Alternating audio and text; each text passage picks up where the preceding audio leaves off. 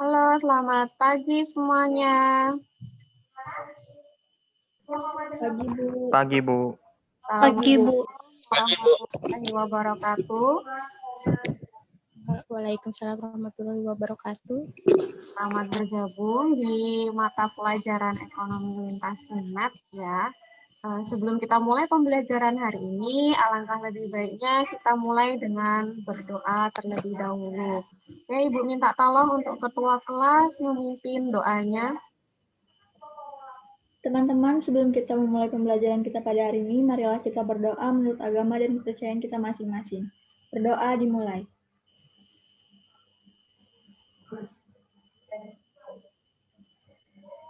Amin. Berdoa selesai. Terima kasih Dela, ketua kelas sudah memimpin doa. Semoga pembelajaran kita pada pagi hari ini berjalan dengan lancar ya.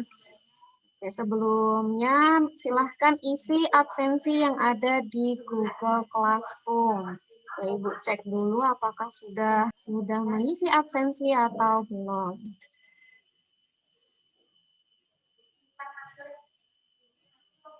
Nah, ini masih 19 orang yang isi absen, kurang 12 orang lagi.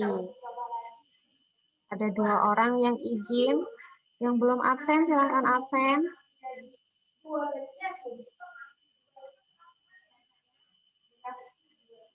Ibu lihat siapa aja yang izin ini. Ada Anggi dan Bagas. Oke. Ada keperluan tadi ya. Jadi tidak bisa mengikuti pembelajaran kita dengan sepenuhnya. Yang 10 orang silahkan Ibu tunggu untuk mengisi absensinya. Nah, 9 orang lagi. Nunggu semuanya absen. Ibu mau berikan sedikit motivasi itu ya, karena kalian masih dalam masa pandemi, tetap harus jaga kesehatan. Ibu tidak bosan-bosannya untuk mengingatkan ini ya, walaupun sekarang itu sepertinya tidak terasa gitu ya, apakah ini masih pandemi atau tidak, tetapi kita harus selalu tetap waspada, karena virus ini tidak kelihatan ya.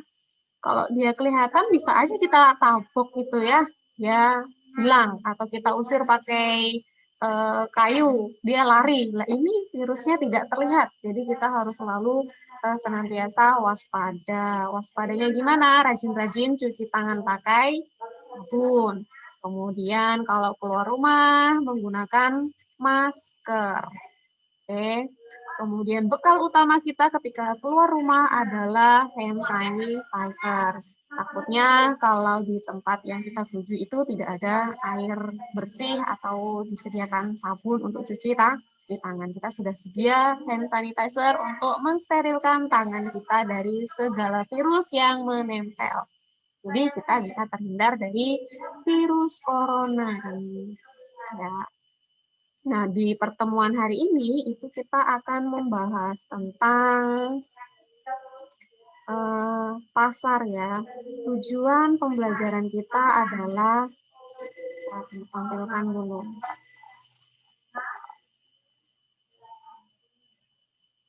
Ini ya, KD kita di sini ada 2 KD sama seperti minggu lalu.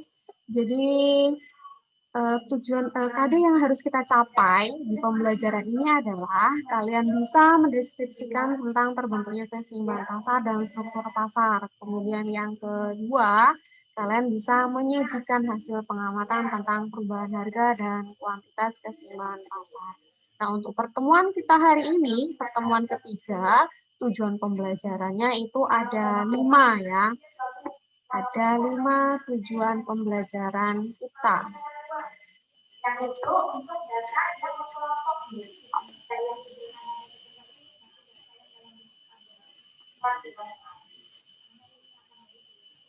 Ini terlihat ya. Tujuan pembelajaran kita pada pagi hari ini ada 5 ya. Yang pertama adalah kalian bisa menjelaskan pengertian pasar dengan benar. Kemudian yang kedua adalah menyebutkan peran pasar dalam perekonomian. Nah, yang ketiga, kalian bisa membandingkan macam-macam pasar dengan tepat. Yang keempat adalah menyebutkan 4 struktur pasar dengan tepat.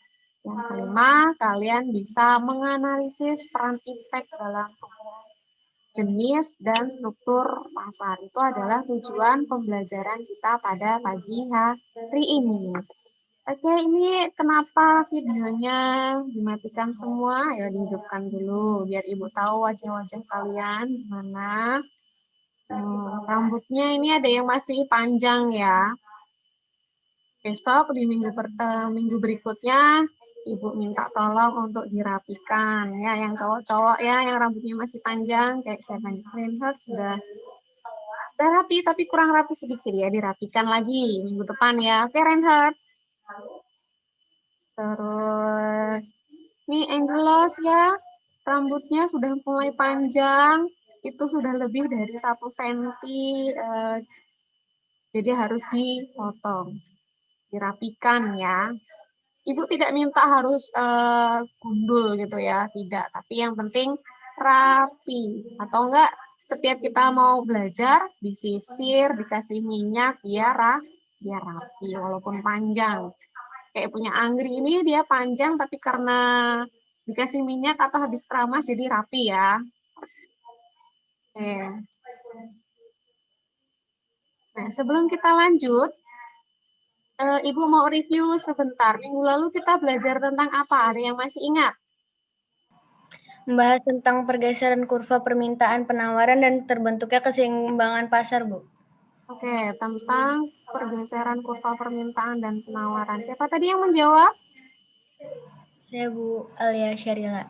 Alia ya, oke Alia benar ya. Kemudian bagaimana keseimbangan pasar itu bisa terbentuk? Ada yang masih ingat? Ada Bu, Siapa-siapa ini yang masih ingat? Dea Ananda, Bu.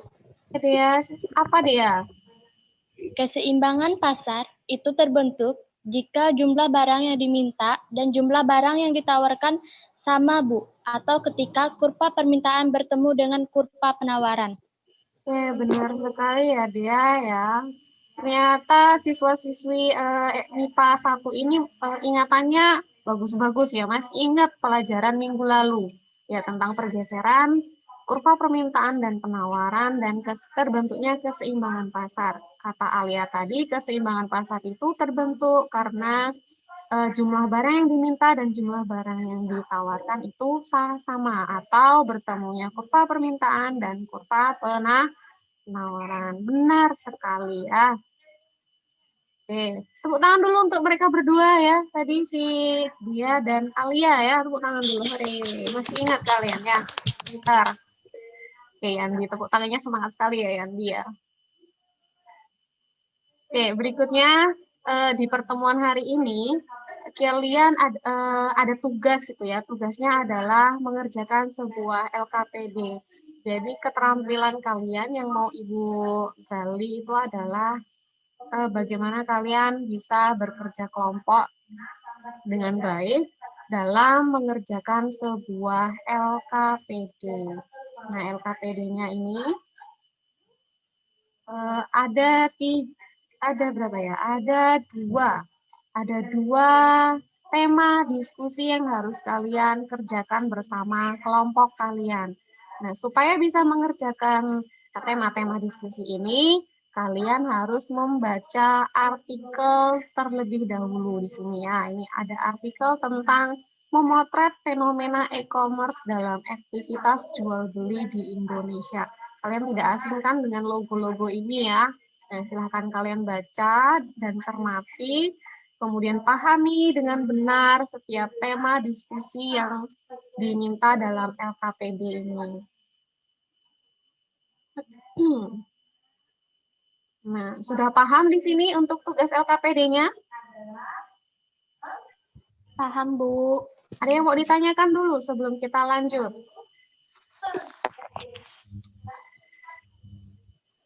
Oke, kalau tidak ada, kita lanjut saja ya. Nah, yang berikutnya adalah kita masuk ke pembahasan kita tentang Tentang apa tadi? Tentang pasar. Kenapa kita membahas tentang pasar? Karena minggu lalu kita sudah 2 pertemuan minggu lalu itu kita sudah membahas tentang demand. Demand itu apa? Permintaan dan supply. Apa itu supply? Penawaran. Nah, permintaan dan penawaran itu terjadi di mana? Ada yang tahu? Di pasar.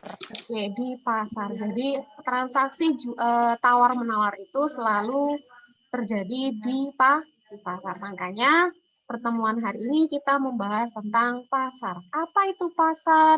Bagaimana bentuknya? Dan mengapa demikian? Kita tonton terlebih dahulu video ini ya. Terlihat videonya?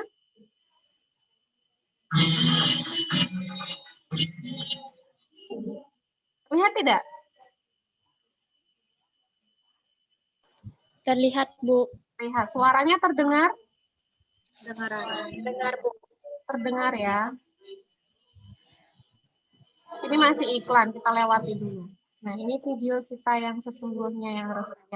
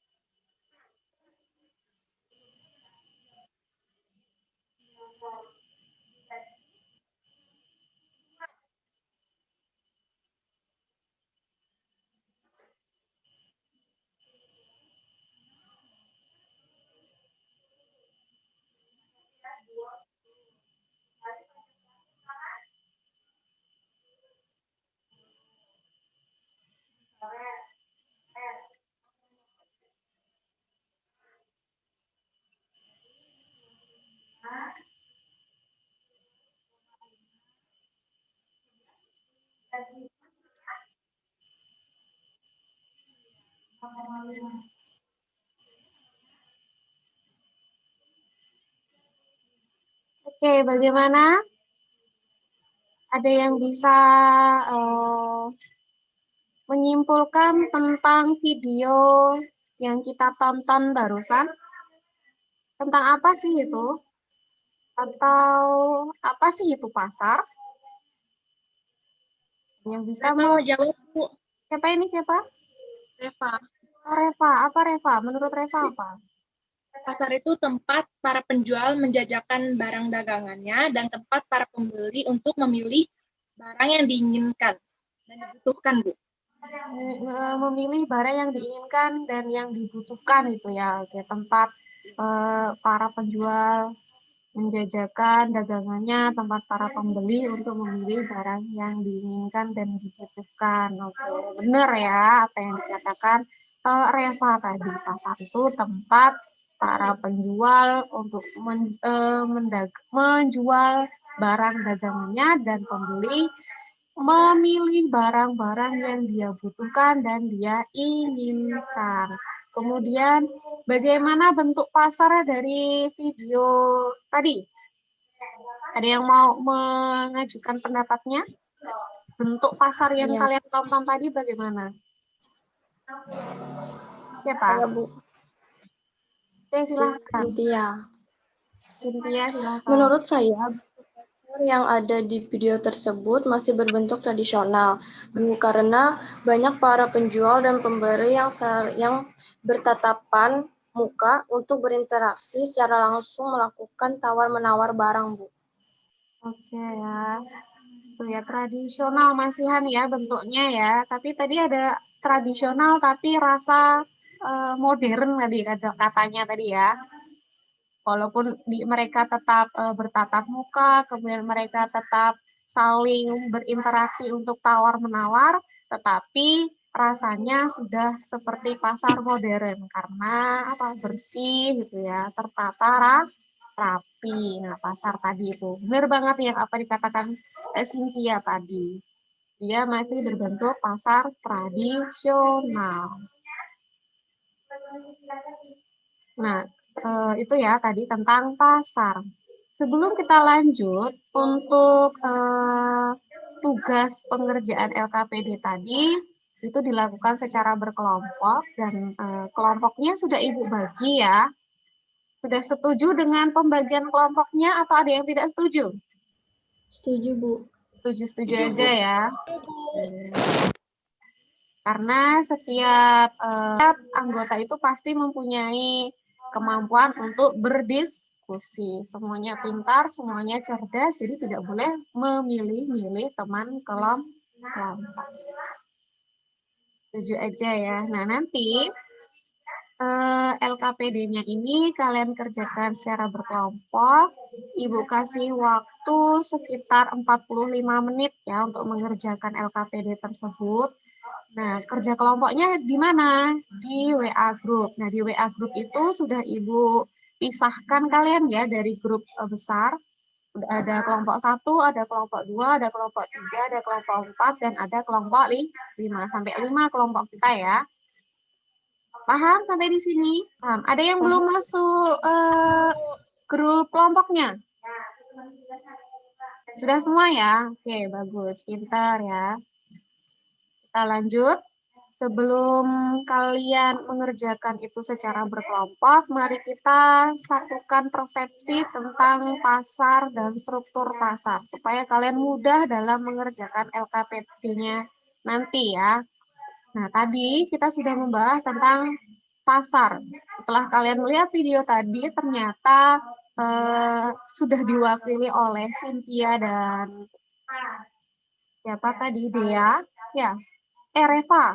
Cynthia dan Reva, kalian sudah bisa mengutarakan pendapat pasar itu apa, bagaimana bentuknya gitu ya. Kalau menurut teori, pasar itu adalah tempat bertemunya para penjual dan pembeli untuk melakukan kegiatan tawar-menawar. Nah, kemudian kita lanjut, apa sih peran pasar dalam kehidupan kita? Kenapa sih harus ada pasar gitu ya? Kalau menurut kalian, kenapa sih harus ada pasar?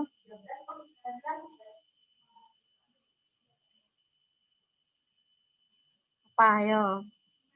Ya iyalah Bu, nanti kami beli bahan makanannya kemana kalau bukan ke pasar? Terus kalau kami pengen beli baju, kami harus beli kemana kalau tidak ada pasar, Ibu? Tidak ada tempat yang menyediakan kebutuhan dan keinginan kita, gitu ya. Kalau secara tepatnya, peran pasar dalam kehidupan kita sehari-hari itu ada 3 di sini ya, peran utamanya. Yang pertama adalah mendistribusikan barang dan jasa dari produsen kepada konsumen. Tanpa adanya pasar, produsen ini akan kesulitan gitu ya, bagaimana supaya produk-produknya setelah diproduksi supaya dibeli oleh para konsumen ini bagaimana gitu. Akhirnya muncullah sebuah pasar, yaitu tempat untuk mendistribusikan barang dan jasa dari produsen kepada konsumen. Itu peran yang pertama. Nah, peran yang kedua adalah sebagai sarana pemasaran produk bagi produsen. Kenapa kok sebagai sarana pemasaran? Karena kalau di pasar itu kan masyarakat bisa melihat semua barang, semua jasa yang dihasilkan oleh seorang produsen. Jadi masyarakat bisa melihat gitu ya. Setelah melihat, jadi tahu. Setelah tahu, akhirnya penasaran gitu ya. Ini produknya tentang apa sih? Apa manfaatnya? Akhirnya mereka membeli gitu ya. Itu adalah peran pasar sebagai sarana pemasaran produk bagi produsen. Nah, yang ketiga, peran pasar itu adalah Yang utama nih ya, tempat tawar-menawar antara pembeli dan penjual yang sering kita lakukan. Apakah kalian sering ke pasar? Sering, Bu. Sering ya, beli apa di pasar dia? Jarang, Bu. Ayo, Carmelo jarang, dia sering beli apa aja? sayuran, Bu, segala ikan. Sayur, ikan gitu ya. Ada nawar nggak kalau beli sayur itu? Bu. Apalagi Apalagi apa? beli ikan, Bu, pasti Beli- nawar. Pasti nawar ya. Cil, ini ikannya boleh nggak? Sebiji 1.000 enggak ya? Kira-kira. Enggak, Bu. Pasti nggak mau ya penjualnya ditawar sapu ikan 1.000 harganya. Tidak logis ya. Jadi nawarnya juga harus lihat-lihat ya bagaimana penjual itu memperoleh barangnya, apakah mudah ataukah susah gitu ya. Jadi kita sebagai pembeli juga harus pintar-pintar dalam menawar. Sampai di sini ada yang mau ditanyakan? Jelas ya? Oke, kita lanjut. Yang berikutnya adalah macam-macam pasar. Jadi pasar itu banyak sekali jenisnya ya. Kalau yang kalian tahu, pasar itu hanya pasar yang ada di Ayani itu ya, pasar besar. Pasar Kahayan, pasar Pasar- Kumbing, Pasar Kahayan, pasar apa lagi, Steven? pasar Kereng. Pasar Kereng. Itu aja ya taunya pasar ya. Nah, ternyata pasar itu banyak sekali jenisnya ya, macam-macamnya. Yang pertama, itu dibedakan berdasarkan wujudnya atau bentuknya. Nah, berdasarkan bentuk itu dibagi menjadi dua. Ada pasar konkret, nih yang di bawah ini ya, pasar konkret. Contohnya adalah yang kalian sebutkan tadi, ada pasar Kahayan, ada pasar Kereng, ada pasar Ayani. Itu adalah jenis pasar konkret. Terus pasar yang konkret lagi adalah hypermart, itu pasar konkret. Jadi pembeli itu bisa datang langsung ke pasar tersebut, bisa melihat barang-barang yang ada di pasar tersebut, itu disebut pasar konkret. Gambarnya yang ada di bawah ini ya. Nah, yang kedua berdasarkan wujudnya adalah pasar abstrak. Namanya abstrak berarti tidak bisa dilihat, tidak bisa dipegang secara langsung. Nah, contohnya apa? Contohnya seperti yang ada di gambar ini yang atas ini ya. Ada HP, di atasnya banyak sekali aplikasi-aplikasi. Di sini ada apa aja? Ada Shopee, ada JDID, ada apa lagi nih? Terlihat nggak nih?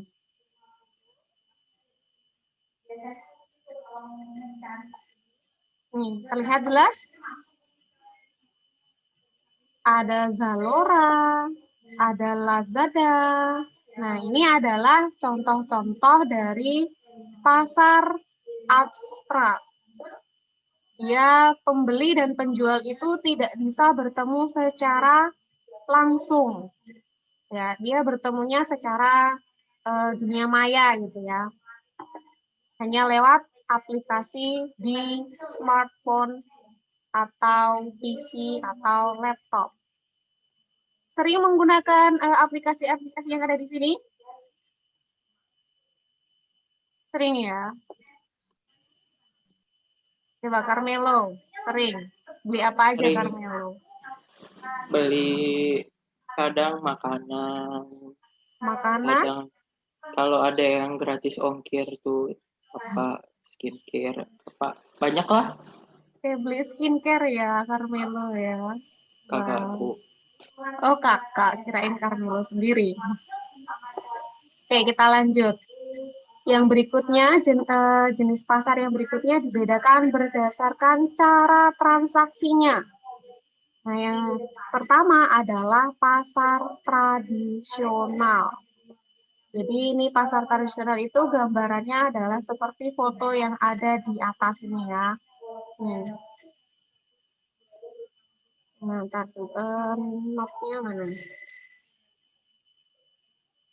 Nah, seperti yang ini ya, ini adalah pasar tradisional berdasarkan cara transaksinya. Cara transaksinya ini langsung ketemu sama penjualnya, langsung melakukan tawar-menawar. Cil, ini lomboknya sekilo berapa?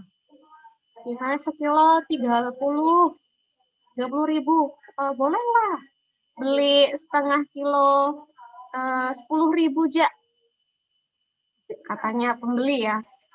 Oh, dipikir-pikir sama penjualnya, nggak bisa lah, Cil, nggak dapat untung gitu.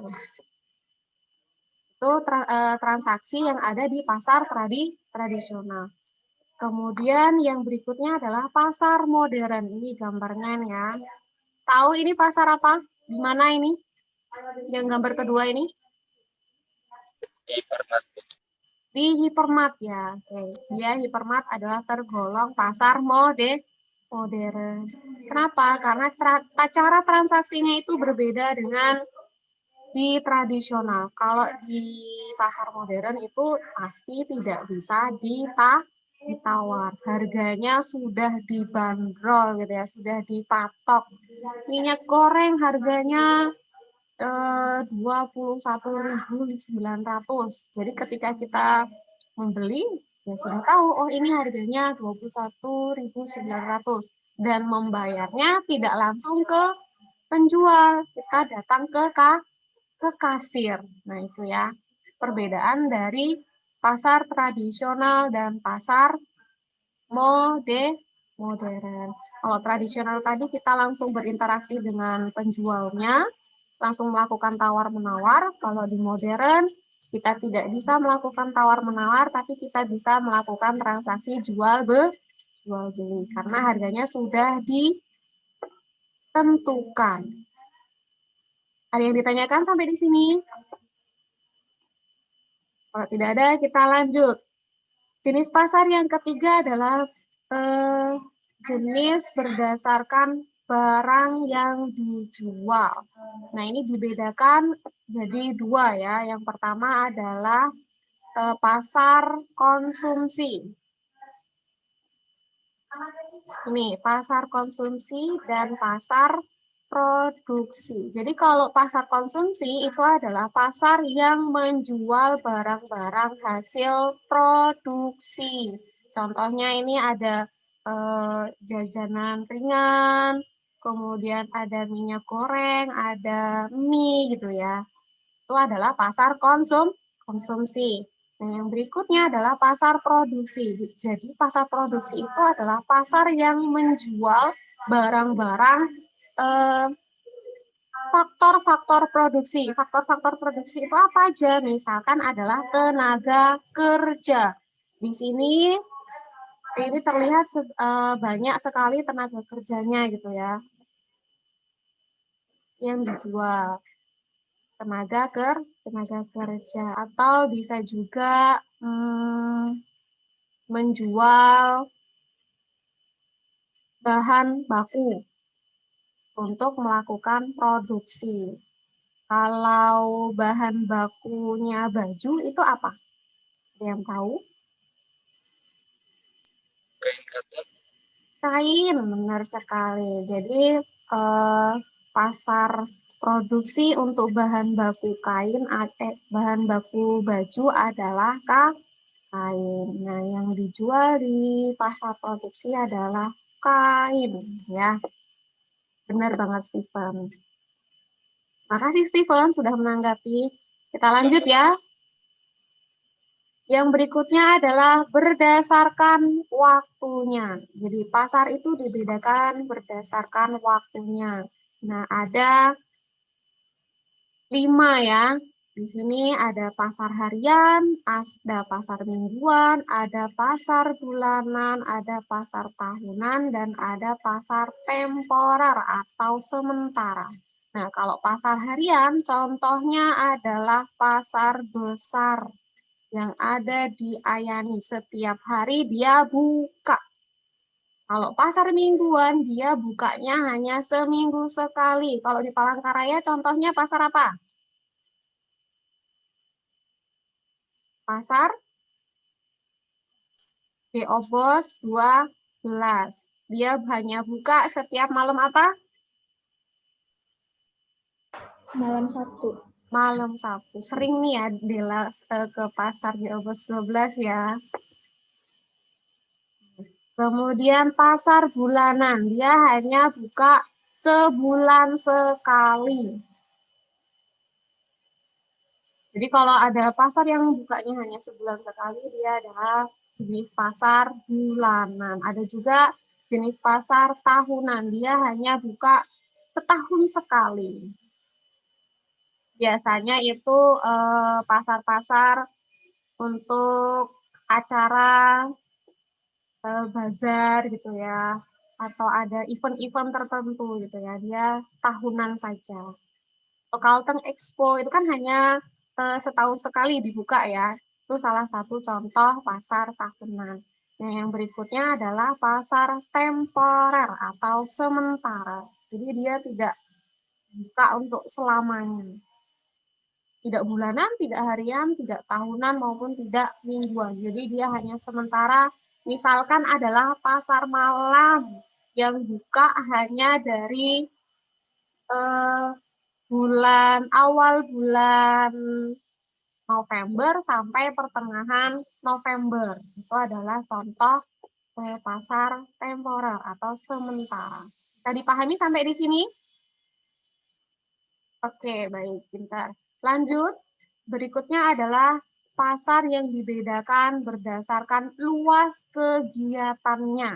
Nah, yang pertama adalah pasar lokal, pasar daerah, pasar nasional, dan pasar internasional. Kalau pasar lokal berarti konsumennya dan penjualnya adalah orang-orang yang berasal dari tempat itu sendiri, daerah itu sendiri.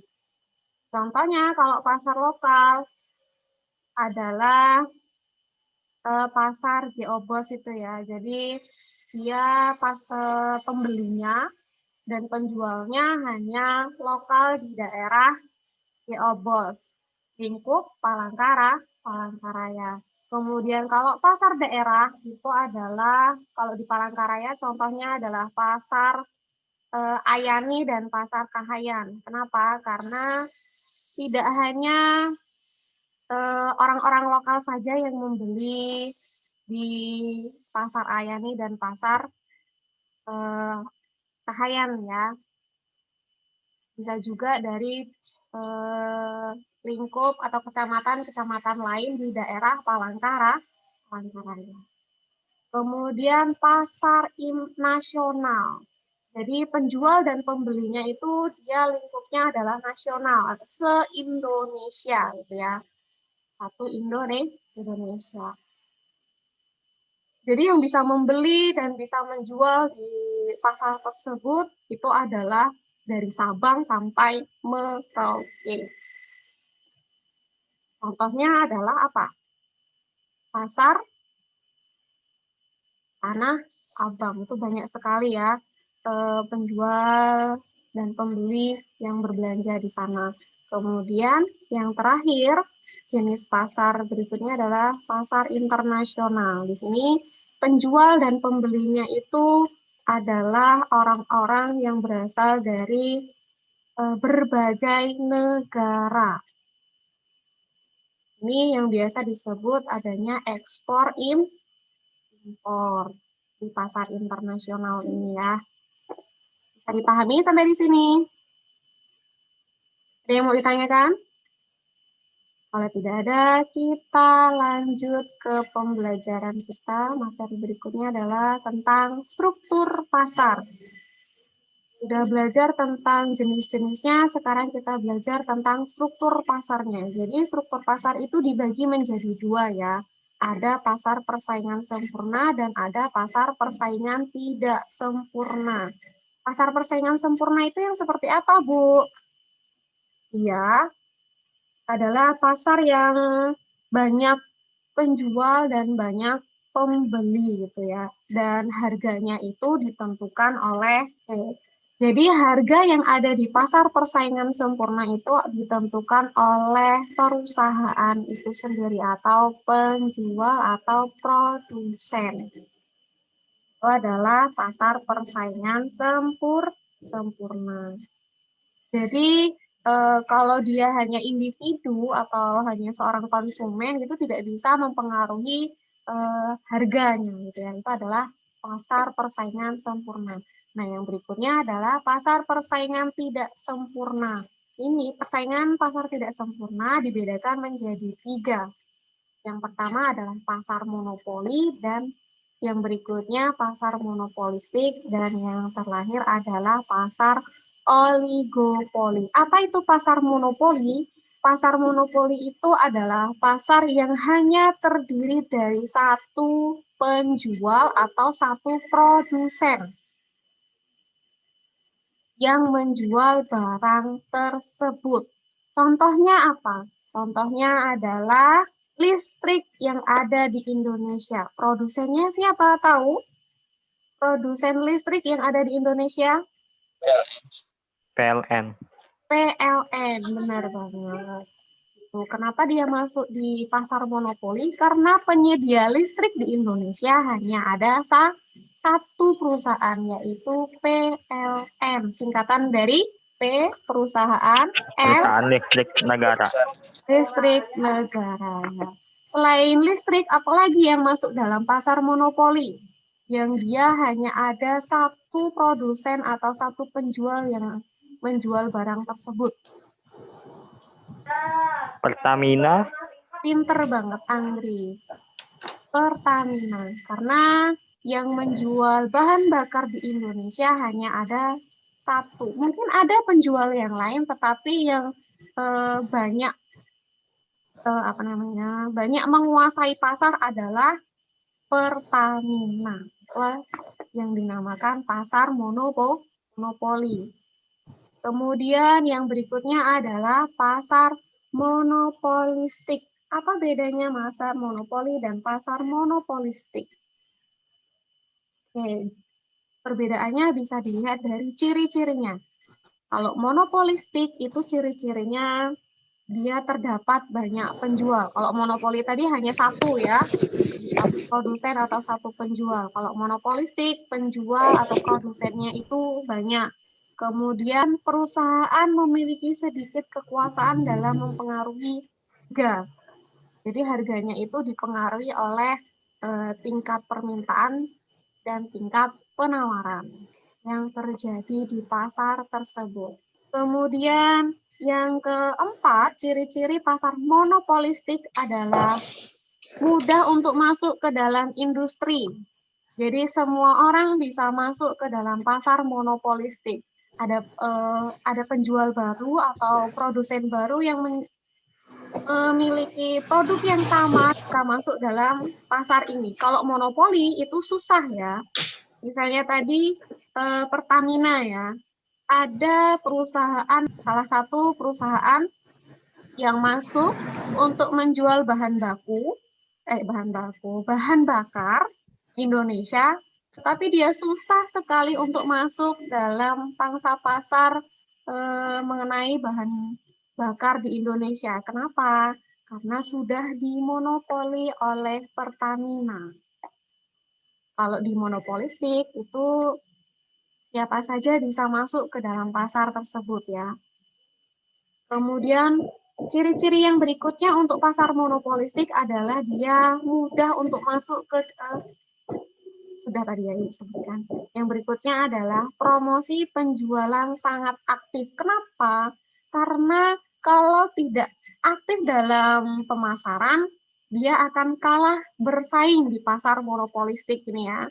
Semakin banyak masyarakat atau konsumen yang mengetahui tentang produk yang dia jual, semakin banyak pangsa pasarnya.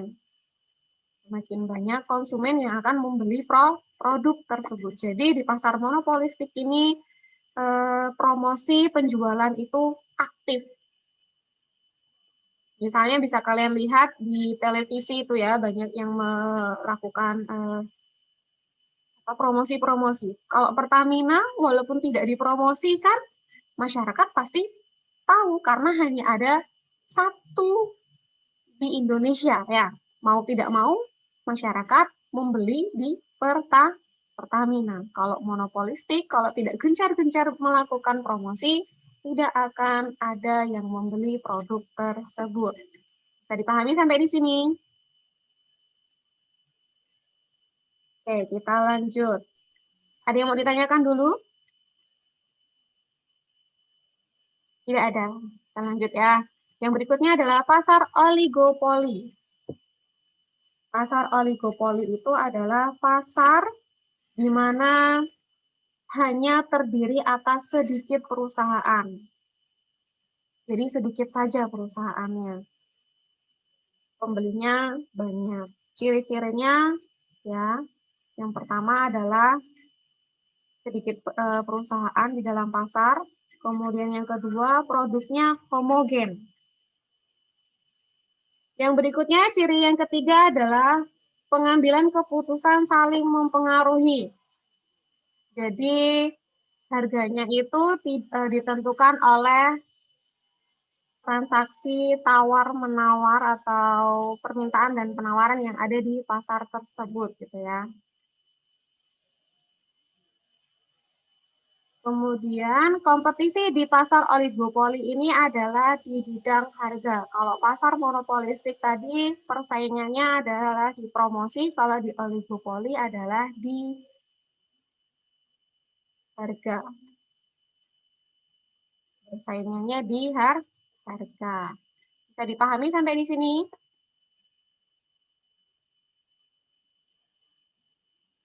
Kita lanjut. Ada yang mau ditanyakan sebelum lanjut? Tidak ada. Tidak ada. Kita lanjut. Yang berikutnya adalah peran iptek terhadap perubahan jenis dan struktur pasar.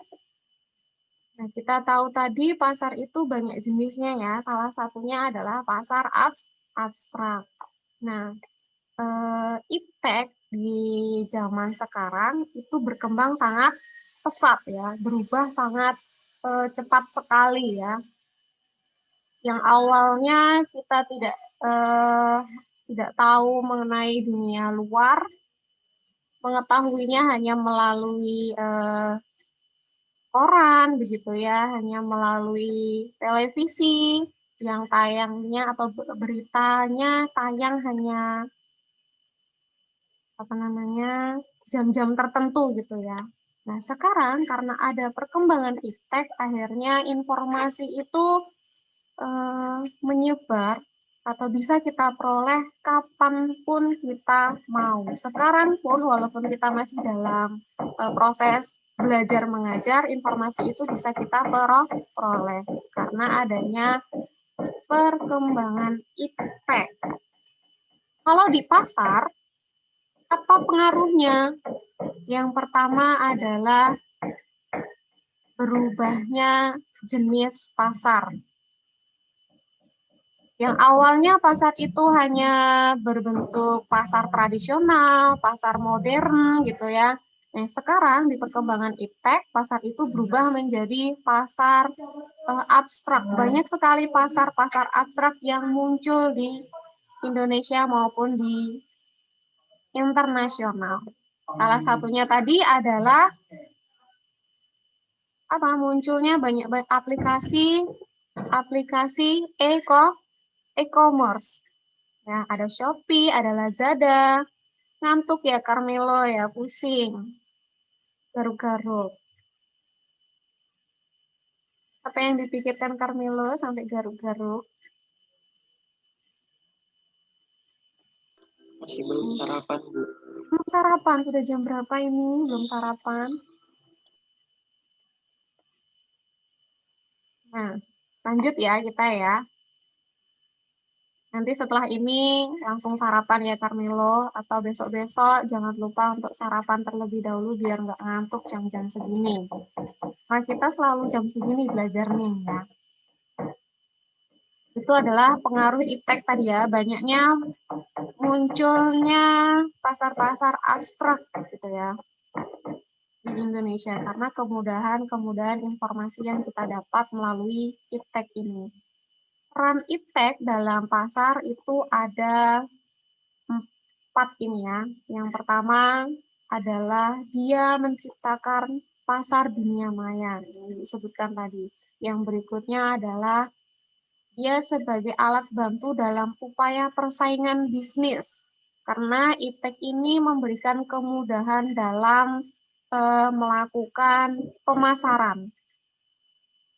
Jadi kalau zaman dulu pemasaran itu hanya dilakukan menggunakan koran gitu ya, media massa, kemudian koran itu media massa ya, kemudian menggunakan tabloid gitu ya, terus pemasaran menggunakan televisi, radio gitu ya. Tapi kalau sekarang pemasaran itu dipermudah menggunakan apa? Menggunakan sosial media, menggunakan Instagram, menggunakan Facebook, menggunakan Twitter, kemudian di YouTube pun pemasaran sekarang bisa dilakukan ya. Jadi ketika kita lagi nonton video atau nonton acara gitu ya yang live streaming, tiba-tiba terputus oleh sebuah promosi yang dilakukan oleh sebuah perusahaan. Itu adalah kemudahan-kemudahan yang diberikan iptek dalam bisnis. Salah satunya adalah kemudahan dalam pemasaran. Nah, yang berikutnya adalah menciptakan digital marketing. Nah, yang Ibu sebutkan tadi ya, marketing itu adalah pemasaran. Digital marketing. Jadi pemasarannya berbentuk digital.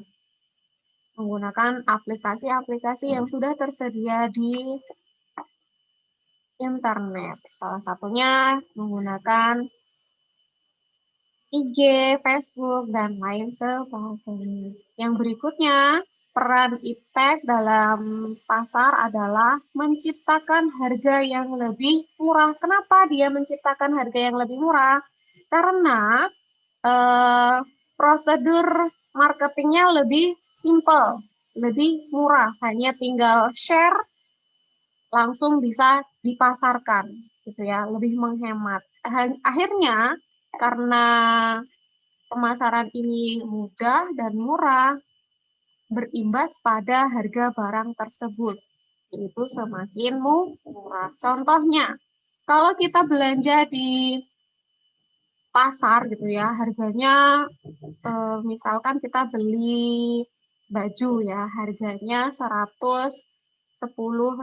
Ternyata ketika kita melihat di Shopee, harganya hanya 55.000. Kan menciptakan harga yang lebih murah karena efek pemasarannya yang lebih sederhana.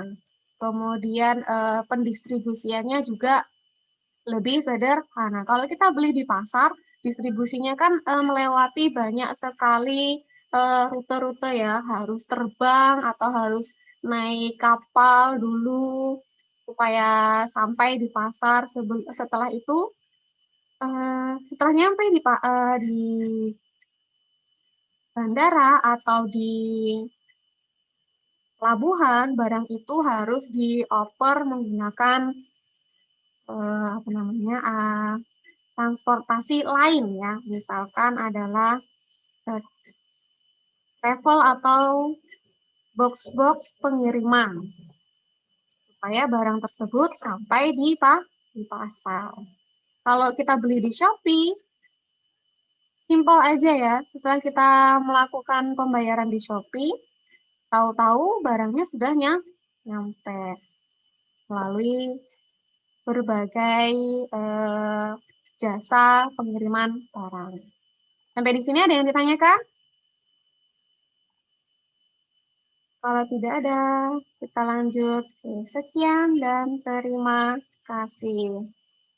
Itu tadi pemaparan materi Ibu untuk memberikan pemahaman supaya kalian mudah dalam mengerjakan LKPD-nya. Nah, sekarang tugas kalian adalah mengerjakan LKPD. Silahkan bekerja kelompok sesuai kelompok yang sudah Ibu bagikan di dalam grup-grup WhatsApp. Ibu kasih waktu 45 menit ya. Setelah 45 menit kita kembali lagi di room Zoom ini. Silahkan.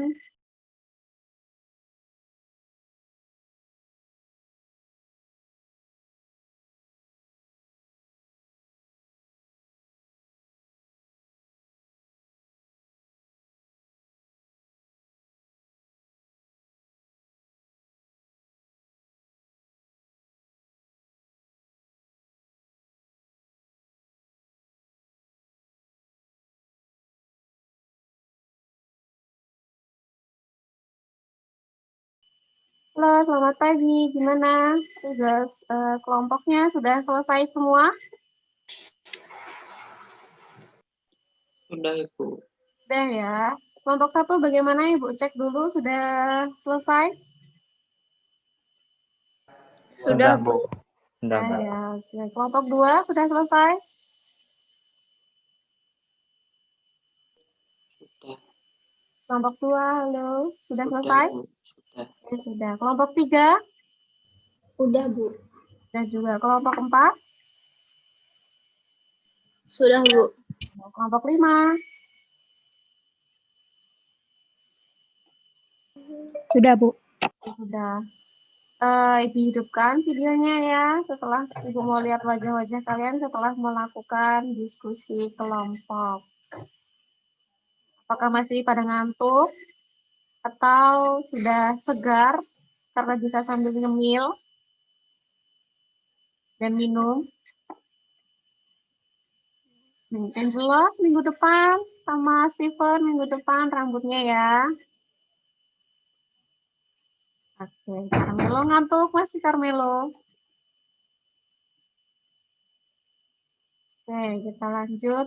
Untuk di kegiatan kita sekarang adalah kita melakukan presentasi hasil diskusi kelompoknya masing-masing ya. Jadi untuk sekarang Ibu minta tolong untuk kelompok 1 bersedia? Angelos, Bu. Angelos yang bersedia. Oke, Angelos silahkan melakukan presentasi hasil diskusinya.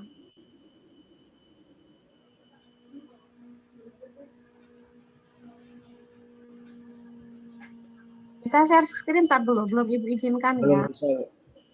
Oke, sudah, sekarang coba.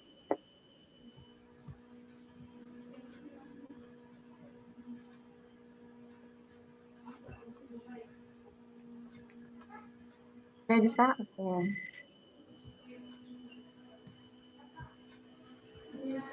Oke, ini ada Anggri, Ayla, Aisyah, Alia, Angelos, Anggi, anggota kelompoknya. Silahkan dipresentasikan.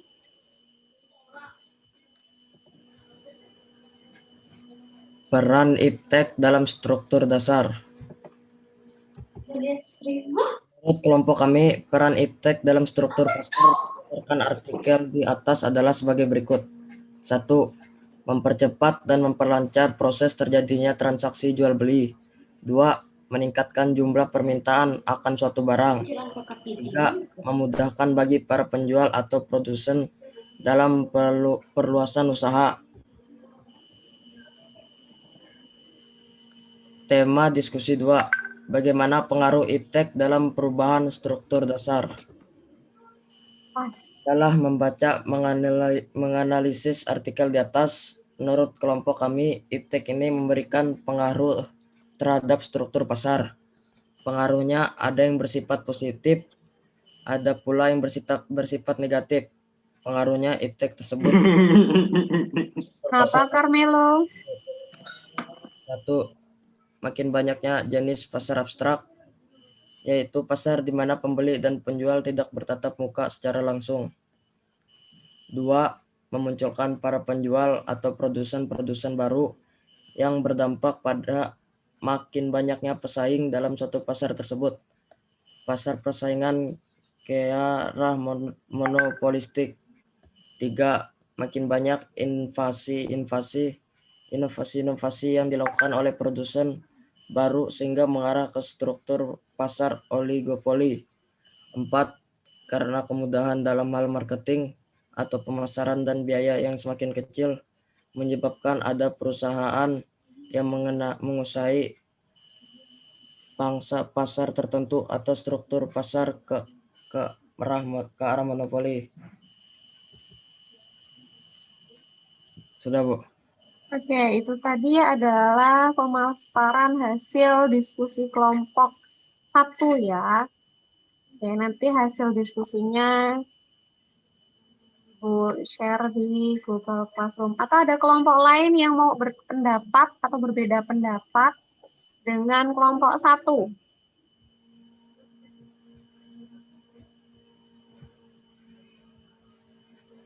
Ada yang berbeda? Sama semua ya? Oke, kalau kita coba cek di kelompok berapa yang bersedia? Kelompok 4? Atau kelompok 5? Atau kelompok 3? Atau kelompok 2? Angela, silahkan stop share screen-nya. Di atas, stop share screen. Ke atas lagi, sampai yang hijau itu. Nah, sekarang kelompok 4. Kelompok 4 bersedia mempresentasikan hasil diskusinya? Bersedia, Bu. Bisa share screen?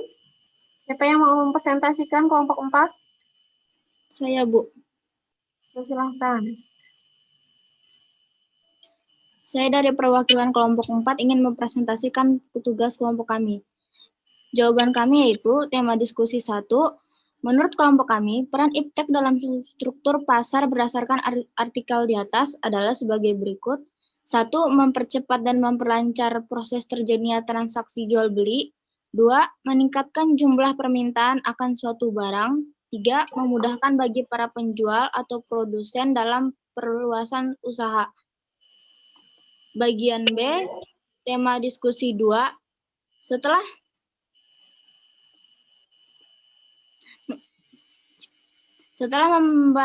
membaca dan menganalisis artikel di atas, menurut kelompok kami, iptek ini memberikan pengaruh terhadap struktur pasar. Pengaruhnya ada yang bersifat positif, ada pula yang bersifat negatif. Pengaruhnya iptek tersebut terhadap struktur pasar adalah sebagai berikut. 1. Makin banyaknya jenis pasar abstrak, yaitu pasar di mana pembeli dan penjual tidak bertatap muka secara langsung. 2. Memunculkan para penjual atau produsen-produsen baru yang berdampak pada makin banyaknya pesaing dalam suatu pasar tersebut. 3. Makin banyaknya inovasi-inovasi yang dilakukan oleh produsen baru sehingga mengarah ke struktur pasar oligopoli. 4. Karena kemudahan dalam hal marketing atau pemasaran dan biaya yang semakin kecil menyebabkan ada perusahaan yang menguasai pasar-pasar tertentu atau struktur pasar ke arah monopoli. Sudah, Bu. Oke, ya itu. Terima kasih untuk kelompok 1 dan kelompok 4 sudah bersedia memaparkan hasil diskusinya ya. Dan ternyata setelah kita dengar dan kita lihat, hasil diskusinya kurang lebih sama ya. Perannya itu ada yang mempercepat dan memperlancar proses terjadinya jual beli, kemudian meningkatkan jumlah permintaan akan suatu barang, kemudian memudahkan bagi para penjual atau produsen dalam perluasan usaha. Ya, kemudian pengaruhnya apa terhadap struktur pasar? Banyak sekali pasar-pasar itu yang muncul berbentuk pasar abstrak ya, yaitu atau pasar-pasar digital tadi ya. Kemudian selain itu, karena kemudahan dalam hal pemasaran, akhirnya banyak sekali pesaing-pesaing yang muncul gitu ya di pasar. Nah, sehingga struktur pasarnya itu banyak yang mengarah ke pasar monopolistik. Kemudian banyak inovasi-inovasi dari setiap produsen gitu ya. Sehingga struktur pasar itu juga banyak mengarah ke pasar oligopoli. Kemudian ada juga yang mengarah ke pasar monopoli karena dia menguasai pangsa pasar tertentu karena dia unggul dalam hal pemasarannya gitu ya.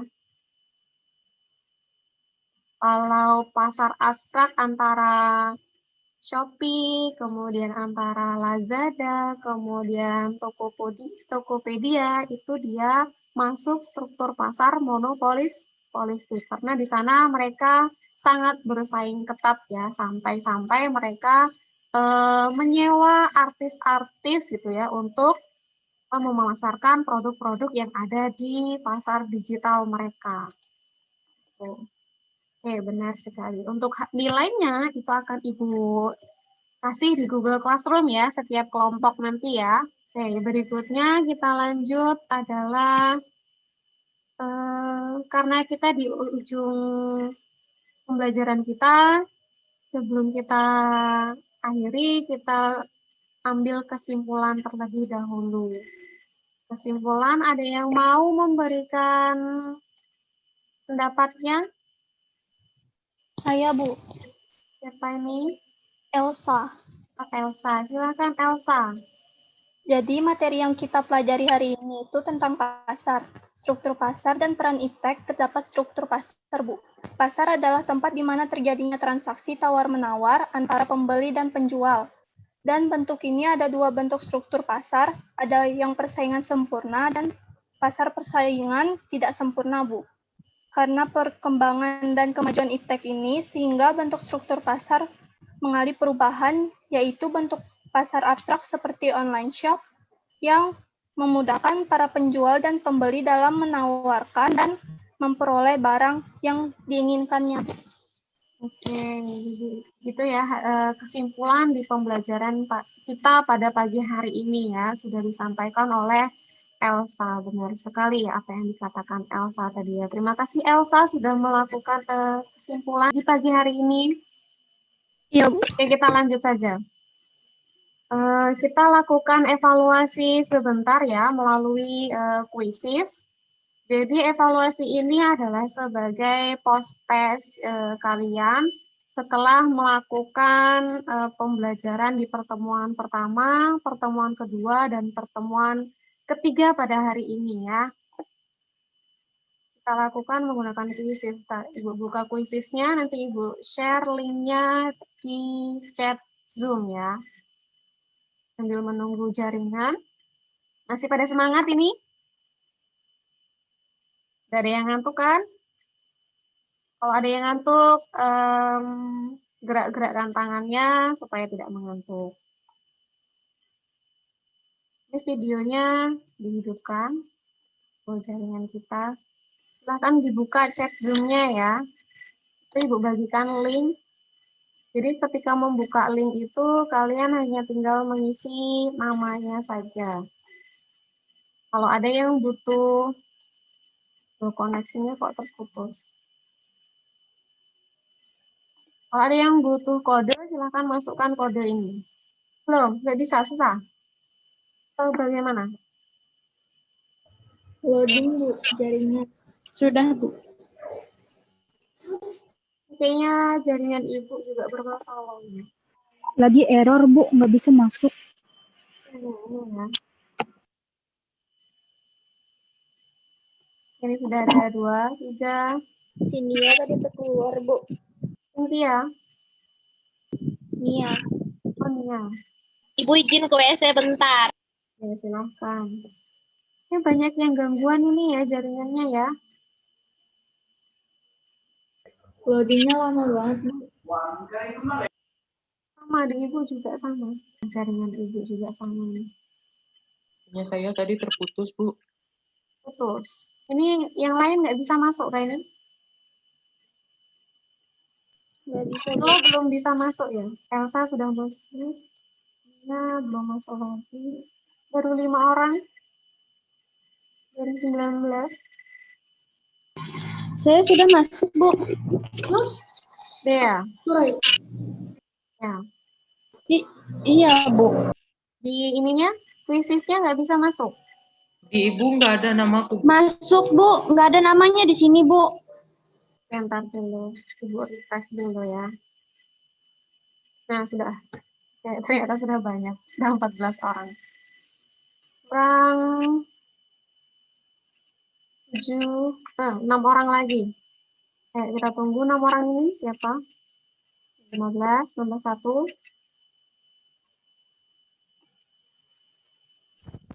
Ibu, saya nggak bisa masuk. Bisa masuk siapa ini? Ana. Ya, Bu. Berarti kurang 4 orang lagi. Ana nggak bisa masuk. Saya juga, Bu. Saya nggak bisa masuk. Berarti kurang 2 orang lagi. Siapa lagi? Saya juga, Bu. Siapa? Mutia nggak bisa masuk. Dan satu lagi. Aku juga, Bu. Bisa masuk, Bu. Ini Mas, siapa? Saya, Bu. Reinhard. Ibu, di sini kan saya sudah join, cuman di laptop saya tuh masih loading, Bu. Loading ya? Oke, nggak apa-apa. Iya. Berarti jaringannya aja nih. Entah kuisisnya yang lagi berat atau jaringan wifi kalian dan ibu yang bermasalah ini. Emang kuisis kayaknya berat banget. Oke, kita mulai saja ya. Karena ada 4 orang tadi nggak bisa gabung, kita mulai saja. Silakan.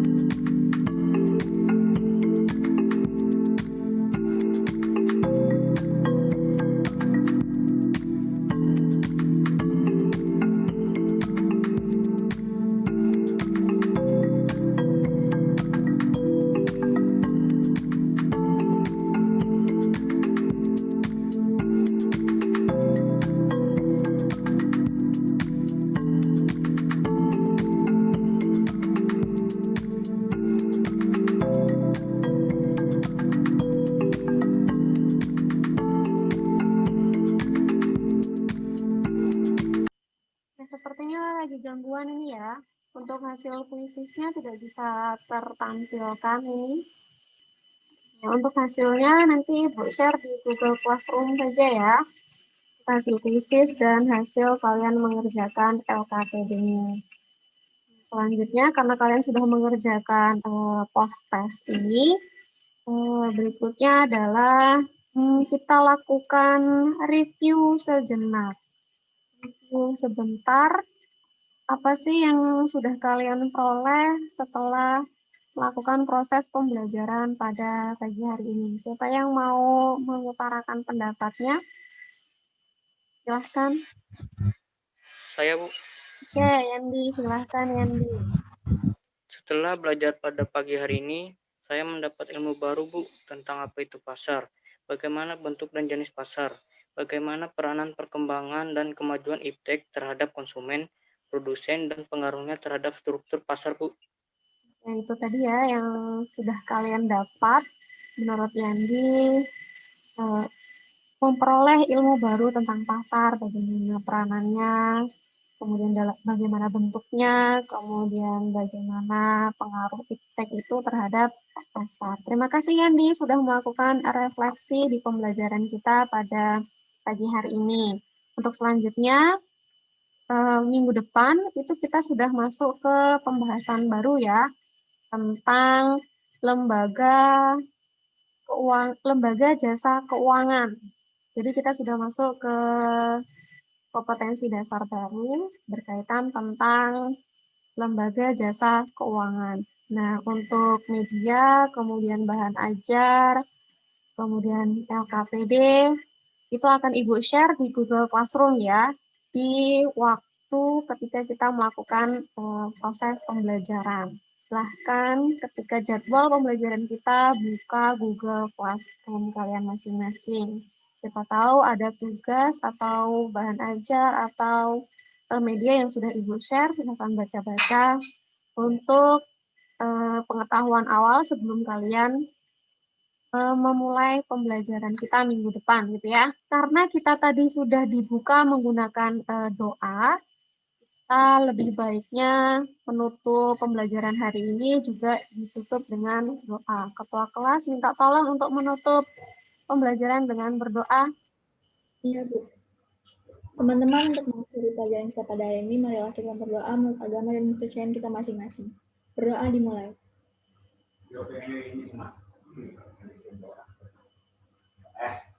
Amin. Berdoa selesai. Terima kasih Ketua kelas telah memimpin doa penutup pembelajaran kita pada pagi hari ini. Semoga kita tetap semangat, tetap sehat, dilindungi oleh Tuhan untuk melakukan kegiatan aktivitas kita sehari-hari. Ucapkan terima kasih. Selamat pagi. Assalamualaikum warahmatullahi wabarakatuh. Pagi, Bu. Pagi, Bu.